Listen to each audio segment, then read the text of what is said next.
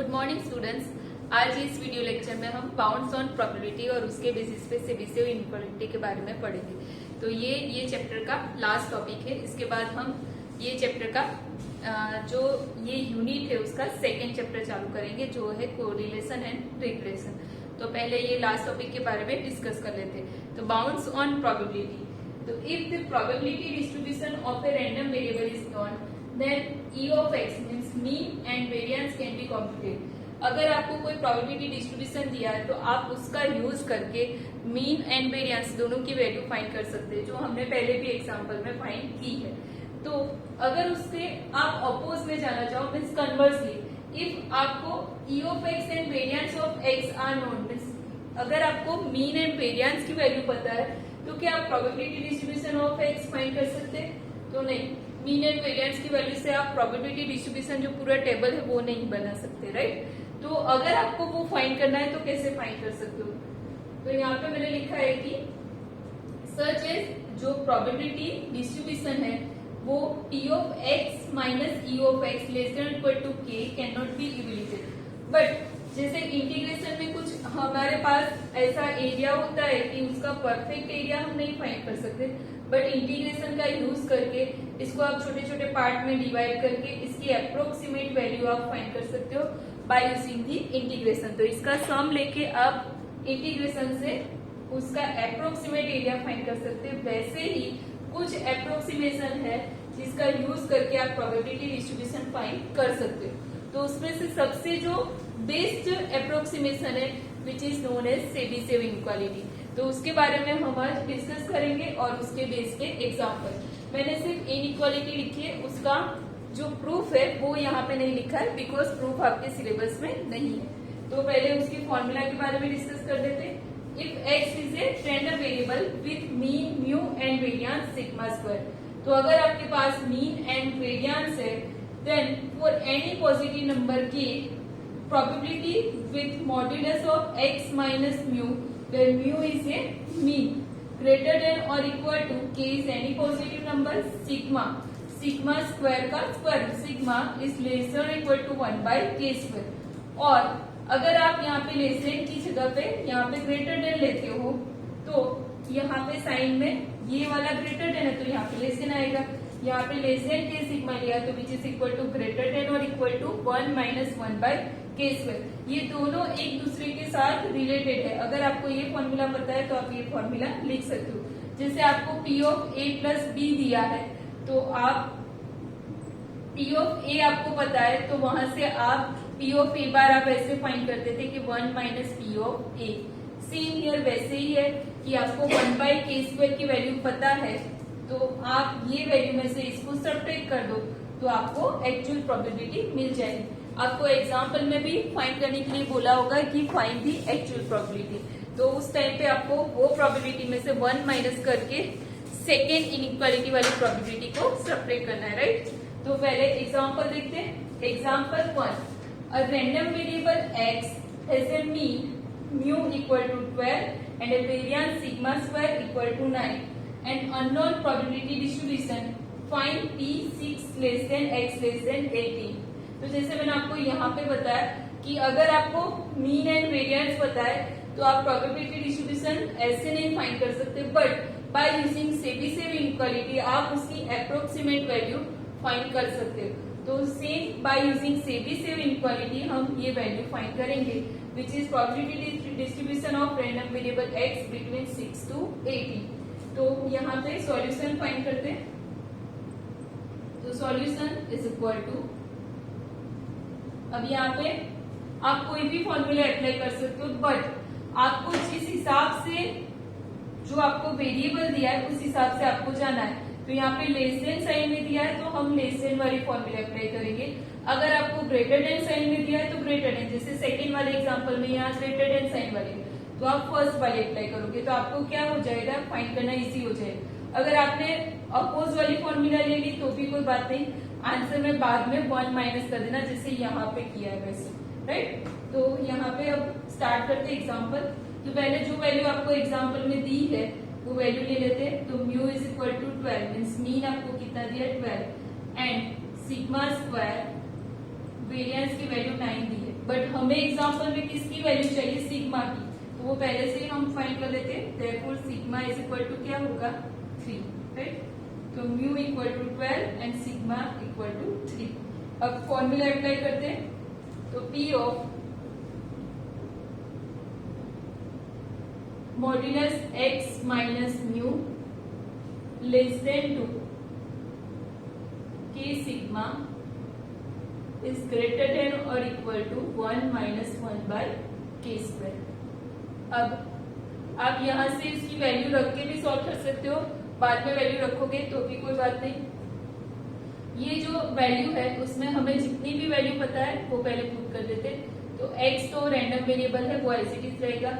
Mu आपको दिया है, कितना दिया है 12, तो x माइनस 12 लेस देन 2 के कोई पॉजिटिव नंबर है उसकी वैल्यू हमें नहीं पता है, बट सिग्मा हमें पता है, तो सिग्मा इज 3, तो ये हो जाएगा 3k इज ग्रेटर देन और equal to 1 minus 1 by k square, right. अब जैसे आपने जब पहली बार मॉड्यूलस सीखा होगा उस टाइम पे ऐसे हम देखते थे कि x माइनस 2 या तो x minus a less than to b दिया है, तो आप इनइक्वालिटी से इसको ऐसे लिख सकते हो कि x माइनस a का मॉड्यूलस निकल जाएगा और ये वैल्यू माइनस b से लेकर प्लस b के बीच में lies, means x minus a lies between minus b two plus b।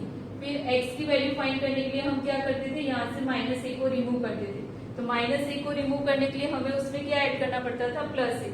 तो दोनों side minus b plus a is less than 2x, x minus a plus a क्या हो जाएगा 0, तो less than 2 b plus a। तो means आपकी x की जो वैल्यू है which is lies between the interval a minus b to a plus b, ऐसा आपने 8 या 9 स्टैंडर्ड में पढ़ा होगा। तो सेम वो इक्वालिटी का यूज हम यहाँ पे करेंगे ये मॉड्यूलस को ओपन करने के लिए। तो यहाँ से minus 3k is less than to x minus 12 less than to plus 3k which is greater than और equal to 1 minus 1 by k square. तो p इज इक्वल टू, अब x रैंडम वेरिएबल है उसकी वैल्यू हमें यहाँ पे सिर्फ x चाहिए, उसके साथ जो माइनस 12 है उसको रिमूव करना है, तो दोनों साइड प्लस 12 ऐड करेंगे, तो minus 3k plus 12 is less than 2x minus 12 plus 12 क्या हो जाएगा 0 less than 2 3k plus 12 which is greater than और equal to 1 minus 1 by k square. तो अब ये जो इनइक्वालिटी मिली उसको हमें किसके साथ कंपेयर करना है, जो हमें फाइंड करनी है। तो अब इसके साथ इसको कंपेयर करोगे, साइन सेम है, लेस देन x दोनों सेम आ गया, आगे प्रोबेबिलिटी है, सिर्फ ये वैल्यू 6 है और ये वैल्यू 18 है। तो अब इसको कंपेयर करेंगे with p 6 less than x less than 18। तो comparing with p 6 less than x less than 18, तो minus 3k plus 12 is equal to क्या मिलेगा 6 and 3k plus 12 is equal to क्या मिलेगा 18। सॉल्व करोगे तो यहाँ पे 6 माइनस 12 कितना आएगा माइनस 6, तो minus 3k is equal to minus 6, तो k इज इक्वल टू क्या मिलेगा 2। सेम ईयर यहाँ पे 3k 18 minus 12 6 k is equal to 2। दोनों इक्वेशन से आंसर k क्या मिलेगा 2 ही, क्योंकि दोनों वैल्यू यहाँ से लेकर इसके साथ कंपेयर करोगे, k कोई पॉजिटिव वैल्यू है तो वैल्यू क्या आएगी आपकी इक्वल ही आएगी। तो आपको k की वैल्यू मिल गई। अब k की वैल्यू को हमें कहाँ पे रखना है, यहाँ पे राइट हैंड साइड में, क्योंकि इसकी वैल्यू तो हमें पता है जो अननोन इनइक्वालिटी फाइंड करनी है। अगर यहाँ पे 6 की जगह पे आपको कोई और वैल्यू दी होती, तो यहाँ पे सपोज आपको 9 less than x less than 18 दिया होता, तो आप यहाँ पे 9 रखते और 9 रखने के बाद आपको k की कोई डिफरेंट वैल्यू मिली, बट k की वैल्यू हमें कंपल्सरी फाइंड करनी है, बिकॉज हमें यहाँ पे राइट हैंड साइड में वैल्यू फाइंड करनी है, उसके लिए k की जरूरत है। तभी हमको पता चलेगा कि हमारा प्रोबेबिलिटी डिस्ट्रीब्यूशन है उसकी अप्रोक्सीमेट वैल्यू कितनी है। तो अब ये वैल्यू जो है वो कितनी हो गई, बिकॉज k इक्वल टू 2 रखोगे, ये इक्वेशन हमने इसी को लेके फाइंड किया है, तो ऑब्वियसली इसकी वैल्यू कितनी आएगी 6 less than x less than 18। और अगर आप रख के यहाँ पे चेक करना चाहो तो भी चेक कर सकते हो। ये -6 -6 क्या हो जाएगा +6। तो ग्रेटर देन और इक्वल टू 1 - 1 बाई के स्क्वायर, बट के इज ए 2 तो के स्क्वायर क्या हो जाएगा 4। तो p between 6 less than x less than 80 is greater than equal to 4 - 1 3/4। तो ये है प्रोबेबिलिटी डिस्ट्रीब्यूशन जो आपको फाइंड करना था, राइट।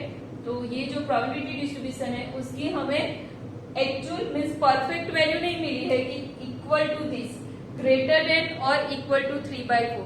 तो वो इक्वल टू 3/4 भी हो सकता है या उससे मींस ग्रेटर देन वैल्यू हो सकती है। तो 3/4 से आगे वाली कोई भी वैल्यू हो सकती है।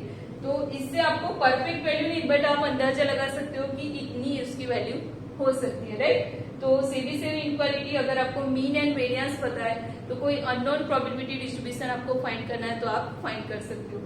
अब उसी के बेस पे सेकेंड एग्जाम्पल है, तो सेकेंड एग्जाम्पल काउंट करते हैं।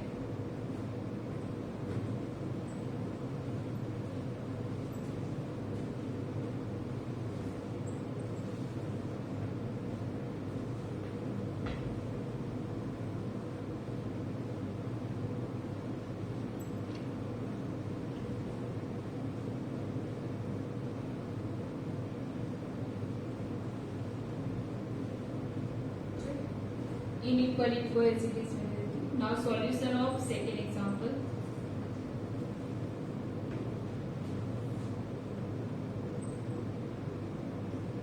तो सेकेंड एग्जाम्पल में क्या दिया है, a random variable x has PDF means probability density function दिया है f of x equal to e raised to minus x where x is greater than or equal to 0. Use Chebyshev inequality to show that p of x minus 1 का modulus is greater than to 2 is less than or equal to 1/4 and also show that the actual probability is given by e raised to minus 3. तो यहाँ पे आपको inequality दे दी है, but आपको क्या find करना है, एक्चुअल प्रोबेबिलिटी फाइंड करनी है। और आपको पीडीएफ भी दिया है, अगर पीडीएफ नहीं दिया होता तो एक्चुअल प्रोबेबिलिटी आप डायरेक्टली नहीं फाइंड कर सकते, राइट। तो पीडीएफ आपको दिया इसलिए आप एक्चुअल प्रोबेबिलिटी यहाँ पे फाइंड कर सकते हो। तो यहाँ पे सॉल्यूशन में पहले स्टार्ट करेंगे। हमें यहाँ पे मीन एंड वेरिएंस दिया नहीं है, तो पहले मीन एंड वेरिएंस। और ये जो है वो एक्सपोनेंशियल प्रोबेबिलिटी डिस्ट्रीब्यूशन है। तो एक्सपोनेंशियल प्रोबेबिलिटी डिस्ट्रीब्यूशन के लिए जो पैरामीटर होता है वो क्या होता है, लैम्डा, और उसके लिए मीन होता है 1/λ। तो पहले वो लिख लेते हैं here probability distribution is exponential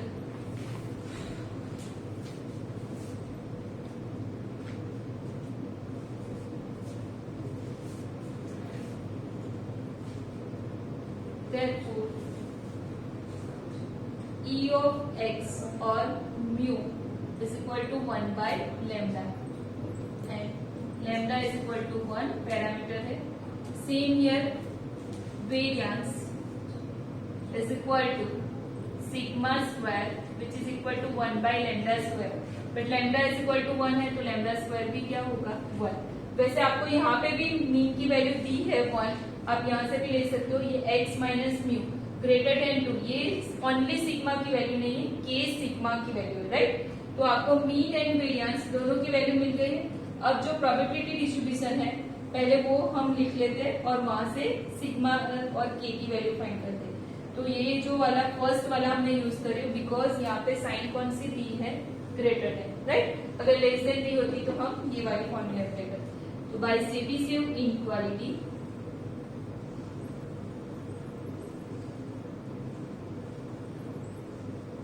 probability of x minus mu is greater than or equal to k sigma which is less than or equal to 1/k square, right।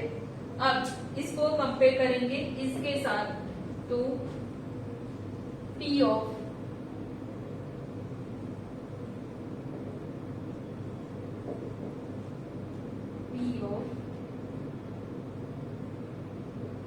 x minus 1 greater than to 2 less than or equal to 1/4, then k sigma is equal to क्या मिलेगा आपको right, क्योंकि यहाँ पे greater than और equal to के sigma, ये greater than to 2 है। तो सिग्मा हमें पता है, सिग्मा क्या है, where sigma is equal to 1, तो k into 1 is equal to 2, that implies k is equal to क्या मिल जाएगा, 2। तो k की वैल्यू मिल गई हमें। अब यहाँ से हम ये फॉलो करते, तो p of x minus 1 which is greater than और equal to 2 and less than और इक्वल टू 1/4। तो ये था हमें जो दिया था, उसी से हमने सिर्फ k की वैल्यू फाइंड की। अब ये तो हमें मिल गया, बट आपको क्या फाइंड करना है, actual probability is given by e raise to -3। तो ये जो आपको प्रूव करना था वो k की वैल्यू से प्रूव हो रहा है कि इसकी वैल्यू, क्योंकि इसमें सारी वैल्यू मिल गई है, मीन, वेरिएंस एंड k, तो ये जो है वो इसके साथ सेटिस्फाई हो रहा है। अब आपको सिर्फ एक्चुअल प्रोबेबिलिटी फाइंड करनी है, तो actual probability is given bye, तो इसकी एक्चुअल प्रोबेबिलिटी फाइंड करनी है, तो पहले इसको एक साइड पे लिख देते, x माइनस 1 ग्रेटर देन और इक्वल टू 2। अब मैंने आपको बताया था कि एक्चुअल प्रोबेबिलिटी फाइंड करनी है, तो 1 माइनस, जैसे यहाँ पे लेते 1 माइनस इसकी लेस देन वाली साइन वाली, तो x minus 1 less than to 2, right. यहाँ पे ग्रेटर देन वाली वैल्यू सारी आ गई, यहाँ पे लेस देन, तो 1 माइनस इसको सब्ट्रैक्ट करेंगे तो इसकी वैल्यू मिलेगी, राइट। तो 1 माइनस, अब जैसे इनइक्वालिटी को वहां पे सॉल्व किया था वैसे ही ये ब्रैकेट को ओपन करेंगे, -2 less than x minus 1 less than to 2 which is equal to 1 minus p of, अब -1 को रिमूव करना है तो -2 प्लस 1 करेंगे, तो यहाँ पे -1 less than 2x less than 2 plus 1 is 3। अब probability of -1 less than x less then 3 आ रहा है, बट प्रोबेबिलिटी किसकी होती है, पॉजिटिव वैल्यू की, मींस जो स्टार्ट होती है वो 0 से। तो यहाँ पे ऑलरेडी मेंशन किया है कि x की जो वैल्यू है वो ग्रेटर देन और इक्वल टू 0, तो माइनस को यहाँ से रिमूव करना है, कंसीडर करना है 0 less than x less then 3 से।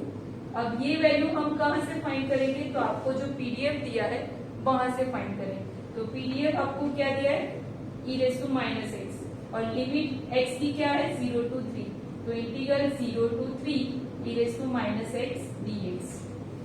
अब एग्जांपल को सॉल्व कर देते, तो 1 minus e raise to -x का इंटीग्रेशन क्या होगा, e रेज़ टू -x और -x का नीचे डिफरेंशिएशन होगा, वो क्या होगा -1, तो कांस्टेंट है तो उसको मैं यहाँ पे भी लिख सकती हूँ, तो माइनस माइनस क्या हो जाएगा प्लस, लिमिट आएगी 0 to 3, तो इसमें upper limit minus lower limit रखोगे, तो 1 plus e raise to -3 minus lower limit, तो लोअर लिमिट में आप रखोगे 0, e रेज़ टू -0 आ जाएगा, बट इसी का भी 0 पावर क्या होता है 1, और माइनस लोअर लिमिट है तो यहाँ पे क्या साइन आएगी -1, 1 प्लस 1 माइनस 1 कैंसल, आंसर क्या आएगा e रेज़ टू -3। तो actual probability x minus 1 greater than और इक्वल टू 2 जो आपको प्रूव करना था आंसर e रेज़ टू -3, तो वो आपको मिल गया which is equal to e raise to -3। तो अगर आपको पीडीएफ पता है तो एक्चुअल प्रोबेबिलिटी भी आप फाइंड कर सकते हो, बट उसके लिए आपको ऐसे प्रोसीजर फॉलो करनी है। तो वहां पे जो लास्ट एग्जांपल था उसमें ऐसे इनइक्वालिटी के साथ हमें आंसर मिले था कि वो लेस देन इक्वल टू 1/4, तो यहाँ पे परफेक्ट वैल्यू नहीं मिलती है, बट आपको अप्रोक्सीमेट वैल्यू मिलती है, और ऐसे आपको परफेक्ट वैल्यू मिलती है, तो ये उसकी एक्चुअल प्रोबेबिलिटी है, राइट। तो आई होप आप लोगों को समझ में आ गया होगा। अब नेक्स्ट वीडियो लेक्चर में हम नया चैप्टर स्टार्ट करेंगे, कोरिलेशन एंड रिग्रेशन, राइट। और कोरिलेशन एंड रिग्रेशन जो यूनिट 3 है उसी का सेकेंड चैप्टर है। जो फर्स्ट यूनिट का उसमें 2 चैप्टर थे, सेम हियर ये सेकेंड वाला जो यूनिट है उसमें भी 2 चैप्टर है, जिसमें फर्स्ट वाला था वो हमने यहाँ पे कंप्लीट किया है, और जो सेकेंड वाला चैप्टर है वो अब हम नेक्स्ट लेक्चर में स्टार्ट करेंगे। कोरिलेशन एंड रिग्रेशन में मोस्टली एग्जाम्पल बेस्ड है, ये वाला जो चैप्टर था वो थोड़ा थियरी बेस्ड था। तो आपको यहाँ तक का सब कुछ समझ में आ गया होगा, right. Thank you so much.